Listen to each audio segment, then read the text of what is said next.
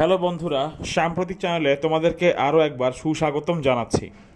ভারত পাকিস্তান ম্যাচে জঙ্গি হামলার হুমকি রয়েছে। আসন্ন আগামী 9 জুন যুক্তরাষ্ট্রের নাসাউ কাউন্টি স্টেডিয়ামে মুখোমুখি হবে চিরপ্রতিদ্বন্দ্বী ভারত এবং পাকিস্তান। তবে এই টি-20 ম্যাচটিতে হামলার হুমকি দিয়েছে ইসলামী স্টেট বা আইএস। তবে এমন খবর পাওয়ার পর নিরাপত্তা জোরদার করেছে নিউ ইয়র্ক শহরের গভর্নর। জঙ্গি সংগঠনটির পক্ষ থেকে একটি ভিডিও বার্তা প্রকাশ করা হয়েছে। সেখানে ভারত পাকিস্তান ম্যাচে হামলা করার জন্য আহ্বান করা হয়েছে। এই হামলার নাম দেওয়া হয়েছে লন উলফ। ভিডিওতে দেখা যাচ্ছে মাথায় হুডি পরা একটি লোকের পিঠে আগ্নেয়াস্ত্র।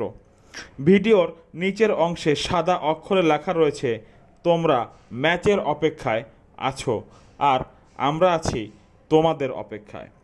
নাসাউ কাউন্টিতে পুলিশ কমিশনার প্যাট্রিক রাইডার হুমকির বিষয়টিকে যথাযথ বলে নিশ্চিত করেছেন।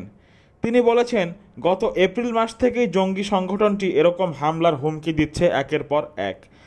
কিন্তু এবারের হুমকি একেবারে নির্দিষ্ট করে ভারত পাকিস্তান ক্রিকেট ম্যাচের জন্যই দেওয়া হয়েছে। তবে নিউ ইয়র্ক শহরের গভর্নর কার্যালয়ের বিবৃতিতে বলা হয়, এই মুহূর্তে জনজীবনে নিরাপত্তায় বিশ্বাসযোগ্য তেমন কোনো হুমকি নেই। ম্যানহাটনের 25 মাইল পূর্বে অবস্থিত নাসাউ কাউন্টি স্টেডিয়াম। বিশ্বকাপের এই স্টেডিয়ামে টোটাল 8টি ম্যাচ অনুষ্ঠিত হবে। নিউ ইয়র্ক শহরের গভর্নর ক্যাথি হোচুল বলেছেন, ম্যাচ ঠিকঠাকভাবে আয়োজন করার জন্য অনেকদিন ধরেই কাজ করছে আইন শৃঙ্খলা রক্ষাকারী বাহিনী। পুলিশকে বলা হয়েছে নিরাপত্তা জোরদার করার জন্য। নিউ ইয়র্কে 4টি ম্যাচ খেলবে ভারত। আগামী 1 জুন বাংলাদেশের বিপক্ষে প্রস্তুতি ম্যাচটি ছাড়াও যুক্তরাষ্ট্র এবং পাকিস্তানের বিপক্ষে তারা ম্যাচ খেলবে।